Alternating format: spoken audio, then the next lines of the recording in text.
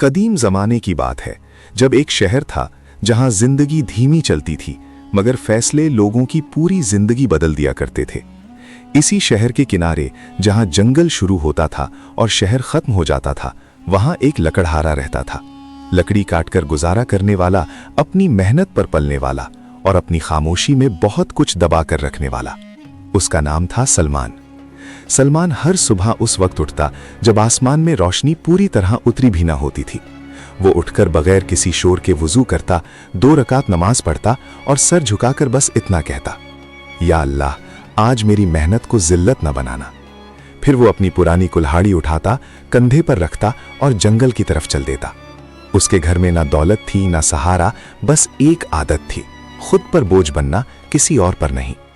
जंगल में सलमान घंटों लकड़ी काटता, हाथ छिल जाते, पसीना आंखों में आ जाता, कभी कभी खून भी निकल आता, मगर उसकी जुबान से कभी शिकवा न निकलता। वो जानता था कि गरीबी का सबसे बड़ा गुनाह शोर मचाना होता है, इसलिए सलमान खामोश रहता और उसकी खामोशी में एक अजीब सी इज्जत थी। लकड़ी बेचकर सलमान रोज शहर के बाजार से गुजरता। कोई दाम कम करता, कोई नजर चुरा लेता, कोई उसे देखकर भी अनजान बन जाता। सलमान किसी से बहस ना करता। वो सोचता था कि रोजी का फैसला बाजार नहीं करता, अल्लाह करता है।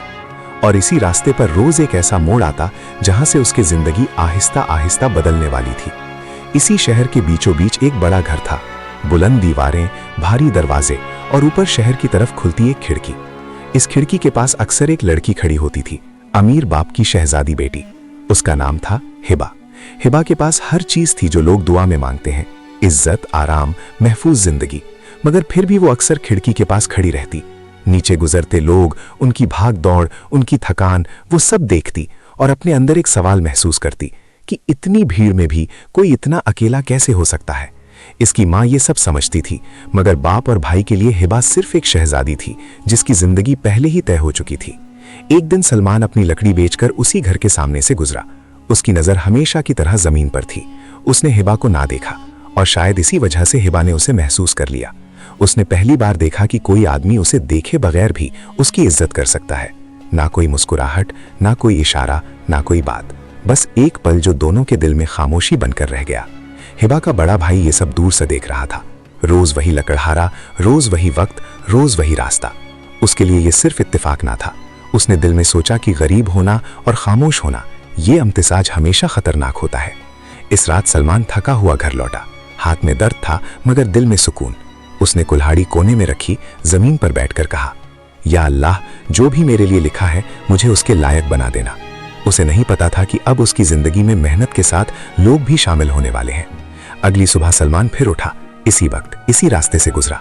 जब वो उस घर के सामने पहुंचा तो हिबा खिड़की पर थी। इस बार वो सिर्फ देख नहीं रही थी, वो इंतजार कर रही थी, मगर उसे खुद भी समझ नहीं आ रहा था कि वो किस चीज का इंतजार कर रही थी। सलमान गुजर गया, नजर झुकी हुई, कदम तेज। हिबा का दिल बगैर वजह के तेजी से धड़कने लगा। उसके जहन में सवाल उठने लगे, ये क्यों नहीं देखता? जब सब देखते हैं तो ये क्यों नहीं? पहली बार हिबा ने खुद को सवालों के बीच पाया। हिबा की माँ ने बेटी को खिड़की से हटते देखा। उसकी आंखों में वो घबराहट थी जो बगैर बोले सब कह जाती है। माँ ने कुछ ना पूछा, बस इतना कहा, आज हवा तेज है, ठंड लग जाएगी। हिबा ने सर हिला दिया, मगर उसका ध्यान कहीं और था। हिबा का बड़ा भाई ये सब देख रहा था। अब ये रोज का सिलसिला उसे सिर्फ शक नहीं, यकीन बन चुका था। उसने बाप से कहा, क्या आपने नोटिस किया, रोज एक ही आदमी, एक ही वक्त, एक ही रास्ता? बाप ने कुछ ना कहा, मगर उसकी खामोशी हाँ जैसी लग रही थी। इसी शहर में इयान भी था, साफ कपड़े, तेज जुबान और लोगों को समझने की आदत। वो काफी दिनों से हिबा को पसंद करता था। उसने घर का माहौल सख्त होते देख लिया था। इयान ने भाई के साथ बैठना शुरू किया, बाप से बातें की, कुछ खिलकर ना कहा, बस इतना बोला, आजकल जमाना खराब है, हर चीज पर नजर रखनी पड़ती है। ये बात बाप और भाई दोनों को ठीक लगी। इस रात सलमान घर लौटा तो उसकी माँ ने पूछा, आज कुछ परेशान लग रहे हो? सलमान ने सर हिलाकर कहा, नहीं अम्मा, बस थकान ज्यादा है। वो झूठ बोल गया, या शायद सच बोलने का तरीका उसे आता ही ना था। रात को उसने लंबे वक्त तक नींद ना ली। जब आंखें बंद की तो दुआ में बस यही आया, या अल्लाह, मेरे दिल को मेरे बस में रखना। हिबा भी उस रात देर तक जागती रही। उसके जहन में सलमान का चेहरा नहीं, उसकी खामोशी थी। कभी ख्याल आता कि अगर वो बोल देता, अगर वो देख लेता, फिर खुद ही उस ख्याल को काट देती कि ये सब सोचना भी गलत है। उसने दुआ की, या अल्लाह, जो मेरे लिए गलत है उसे मेरे दिल से निकाल दे। अगली सुबह सलमान फिर उठा, जंगल गया, शहर आया। हिबा फिर खिड़की पर आई। इस बार एयान भाई के साथ खड़ा था। भाई की नजर सलमान पर थी और एयान की नजर पूरे मंजर पर। सलमान गुजरा बगैर कुछ जाने। कुछ लोग उसके बारे में सोचना शुरू कर चुके थे। हिबा ने खिड़की बंद कर दी। भाई ने बात अधूरी छोड़ दी। अयान ने मुस्कुराना बंद कर दिया। शाम ढल रही थी। हिबा का बाप जमीन पर बैठा था, चेहरा सख्त, आंखें सीधी। उसके सामने घर के कागजात भी थे और लोगों की बातें भी। बड़ा भाई पास खड़ा था। उसकी आवाज में गुस्सा कम, डर ज्यादा। अब ये रोज का सिलसिला ठीक नहीं। लोग बातें करने लगे हैं। बाप ने कोई सवाल ना किया, बस इतना कहा, कल से खिड़की बंद रहेगी। हिबा पर्दे के पीछे खड़ी थी। ये सुनकर वो वहीं जम सी गई। उसने कुछ न कहा, ना इनकार ना सवाल, मगर उसने महसूस किया कि उसकी सांस पहली बार घर के अंदर भारी हो गई है। वो माँ के पास गई, सर झुकाकर बैठ गई और धीरे से पूछा, अम्मी क्या मैं कुछ गलत कर रही हूं? माँ ने उसका चेहरा उठाया, देर तक देखती रही, फिर कहा, तुम कुछ नहीं कर रही, मगर तुम कुछ महसूस कर रही हो, और ये बात लोगों को डराती है। उस रात माँ ने सिर्फ सजदा नहीं किया, बल्कि पहली बार अल्लाह से शिकायत भी की, या अल्लाह, मेरी बेटी को इस दर्द की सजा ना देना जो उसने मांगा भी नहीं। हिबा माँ के पास ही सो गई, मगर नींद दोनों को ना आई। इधर सलमान शाम को जंगल से लौटा, कुल्हाड़ी एक तरफ रखी, पानी पिया और चुपचाप बैठ गया। माँ ने पूछा, आज बाजार में कुछ अलग लगा? सलमान ने सर हिलाकर कहा, सब रोज जैसा ही था। वो सच बोल रहा था, क्योंकि उसे नहीं पता था कि कुछ चीजें बाजार में नहीं, घर के अंदर बदलती हैं। इसी वक्त अयान ने मौका समझ लिया। उसने बाप के पास बैठकर धीरे से कहा, मैं कोई बात बढ़ाना नहीं चाहता, मगर आजकल हर बाप को थोड़ा सख्त होना पड़ता है। बाप ने सर हिला दिया। भाई को लगा जैसे कोई उसके दिल की बात उसकी जुबान से पहले बोल रहा हो। अगली सुबह खिड़की बंद थी। हिबा पहली बार इस घर के अंदर कैद सी महसूस कर रही थी। वो नीचे नहीं देख पा रही थी, मगर उसे पता था कि सलमान उसी वक्त उसी रास्ते से गुजरेगा। ये ख्याल ही उसके लिए काफी था। सलमान जब उस दिन घर के सामने से गुजरा तो उसने पहली बार खिड़की बंद देखी।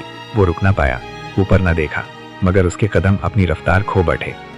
उसने खुद से कहा, शायद बारिश आने वाली है, और आगे बढ़ गया। शाम को भाई ने बाप से कहा, हमें रिश्ता देखना चाहिए। बाप ने बगैर देर किए पूछा, कोई नजर में है? भाई ने सर हिलाकर कहा, अयान। अयान शहर का जाना पहचाना नाम था, पढ़ा लिखा, सीधा, घर फैमिली से ठीक। बाप को नाम पसंद आया, भाई को भी। सिर्फ माँ चुप रही। हिबा ने जब अयान का नाम सुना तो कुछ न कहा, मगर उसकी आंखों में पहली बार आंसू जम गए। उसने माँ से कहा, मैं किसी को गलत नहीं कह रही, मगर मेरा दिल कहीं और अटका हुआ है। माँ ने उसका हाथ थामा और कहा, मैं जानती हूँ, इसीलिए मैं चुप हूँ। उस रात सलमान देर तक बैठा रहा। उसके दिल में अजीब सा बोझ था, बगैर वजह का। उसने खुद से कहा, जो मेरा नहीं उससे दूर रहना ही बेहतर है। और उसने फैसला कर लिया कि अब वो इस रास्ते से ज्यादा तेजी से गुजरेगा। अगली सुबह 3 अलग अलग फैसले हो चुके थे। सलमान ने अपने कदम तेज कर लिए। हिबा ने खिड़की खोलने की हिम्मत ना की। अयान बाप के साथ बैठा था। अयान का नाम घर में अब रोज लिया जाने लगा। उस रात हिबा ने माँ से कहा, अगर ये अल्लाह का फैसला है तो मुझे हिम्मत दे। और सलमान ने अपनी माँ से कहा, अम्मा, अगर कुछ दिन शहर से दूर का काम मिल जाए तो बेहतर होगा। 2 लोगों ने अलग अलग फैसले कर लिए थे, मगर दोनों को नहीं पता था कि ये फैसले अभी पूरे नहीं हुए। शाम ढल रही थी, चिराग जल चुके थे, मगर कमरे की रोशनी फिर भी कम लग रही थी, जैसे रोशनी भी समझ गई हो कि आज फैसले होने वाले हैं। हिबा का बाप जमीन पर बैठा था। उसके सामने घर के कागजात, रिश्तों के नाम और लोगों की बातें। वो बोला नहीं, मगर उसकी खामोशी बोल रही थी कि मैं गलत नहीं हो सकता, मैं बाप हूं। बड़ा भाई पास खड़ा था। उसके चेहरे पर गुस्सा नहीं, डर था। डर इस बात का कि अगर कल शहर में बात फैल गई तो हम मुंह कैसे दिखाएंगे। हिबा पर्दे के पीछे बैठी थी। उसके हाथ कांप रहे थे। आज पहली बार उसे एहसास हुआ कि खामोशी भी इंसान से बहुत कुछ छीन लेती है। वो बाहर आई। उसकी आवाज हल्की थी, मगर लफ्ज भारी। अब्बा, मैं आपसे जिद नहीं कर रही। कमरे में सन्नाटा छा गया। फिर उसने धीरे से कहा, मैं सिर्फ इतना कहना चाहती हूँ कि अगर आज आपने मेरा दिल तोड़ दिया तो कल मैं मुस्कुराना सीख लूंगी, मगर वो मुस्कुराहट आपके घर की खुशी नहीं होगी। ये कहकर हिबा रोना पाई, और यही बात सबसे ज्यादा भारी थी। माँ आगे बढ़ी। आज उसने पहली बार सिर्फ माँ बनकर नहीं, औरत बनकर बात की। मैंने अपनी बेटी को कभी जिद करते नहीं देखा। उसने जो महसूस किया उसे छुपाया, और अगर ये भी गुनाह है तो फिर हम बेटियों को सिर्फ बोझ पैदा करते हैं। बाप ने पहली बार नजर झुका ली। अयान खामोशी से खड़ा था। उसने सोचा था कि वो आखिरी वक्त तक हीरो बने रहेगा, मगर जब बाप ने पूछा, तुम इस मामले में इतनी दिलचस्पी क्यों ले रहे हो, तो अयान रुक गया। सच छुपाया जा सकता है, मगर ज्यादा देर नहीं। उसने कहा, क्योंकि मैं हिबा से शादी करना चाहता हूँ। ये लफ्ज कमरे में गिर गए। भाई का चेहरा सख्त हो गया। उसने कहा, तो तुम मदद नहीं कर रहे थे, तुम अपना रास्ता बना रहे थे। अयान के पास अब कहने को कुछ ना था। अयान को बुलाया गया। वो बैठा, सबकी बातें सुनी, फिर सर उठाकर कहा, मैं किसी के दिल का बोझ बनकर अपना घर नहीं बनाना चाहता। अगर आज मैं जीत भी गया तो कल मेरी बीवी हार चुकी होगी। उसने हिबा की तरफ देखा और पहली बार इज्जत से मुस्कुराया। तुम्हारी खामोशी तुम्हारी गवाही है। फिर वो बगैर शिकायत और बगैर गुस्से के उठकर चला गया। इधर सलमान शहर के किनारे अकेला खड़ा था। उसके पास सिर्फ कुल्हाड़ी थी और एक फैसला। उसने खुद से कहा, मैं किसी के घर की इज्जत अपने नाम के साथ नहीं जोड़ सकता। वो जाने ही वाला था कि उसे बुलाया गया। सलमान घर आया, सर झुका हुआ, आंखें जमीन पर। बाप ने पूछा, क्या तुम मेरी बेटी से मोहब्बत करते हो? सलमान ने गहरी सांस ली और कहा, मैं अपनी औकात जानता हूं, इसीलिए मैंने कभी अपने दिल की बात जुबान तक नहीं आने दी। अगर मेरी खामोशी भी गुनाह बन गई हो तो मैं चला जाऊंगा। कमरे में कोई आवाज ना थी। भाई आगे आया और कहा, अगर तुम बुरे होते तो तुम बोलते, और अगर तुम गलत होते तो तुम यहां खड़े ना होते। उसने बाप की तरफ देखा और कहा, हमें गरीबी से नहीं बदनामी से डर था, मगर बदनामी गलत फैसलों से होती है। बाप ने आंखें बंद की देर तक, फिर कहा, अगर मेरी बेटी का सुकून इस आदमी की खामोशी में है तो मैं उसे छीनकर कौन सा बाप बन जाऊंगा। उसने सलमान की तरफ देखा और कहा, तुम लकड़हारा हो, मगर तुमने इज्जत का बोझ मुझसे बेहतर उठाया है। बाप ने सलमान को बैठने का इशारा किया। सलमान जमीन पर बैठ गया, सर झुका हुआ, आंखें ऊपर उठाने की हिम्मत नहीं। माँ मौजूद थी, बड़ा भाई भी, और पर्दे के पीछे हिबा। बाप ने धीरे से कहा, मैं तुमसे ये नहीं पूछूंगा कि तुम मेरी बेटी से मोहब्बत करते हो या नहीं। मैं ये पूछूंगा कि अगर कल तुम्हारे पास कुछ भी ना हो तो क्या तुम मेरी बेटी की जिम्मेदारी इज्जत के साथ उठा सकोगे। सलमान ने पहली बार सर थोड़ा सा उठाया और कहा, मेरे पास आज भी कुछ नहीं और शायद कल भी ज्यादा नहीं होगा, मगर जो होगा वो हलाल होगा, और जो जिम्मेदारी होगी उससे भागूंगा नहीं। कमरे में खामोशी छा गई। बड़ा भाई आगे आया। उसने सलमान को गौर से देखा और कहा, तुम्हें पता है लोग तुम पर शक क्यों करते थे? क्योंकि तुम्हें कभी अपनी सफाई नहीं दी। सलमान ने धीरे से कहा, जो सही होता है उसे अपनी सफाई देनी नहीं पड़ती। भाई ने गहरी सांस ली और पहली बार कहा, शायद इसीलिए तुम यहां तक आ गए। मां पर्दे के पास गई और कहा, बेटी अब बात तुम्हारी भी है।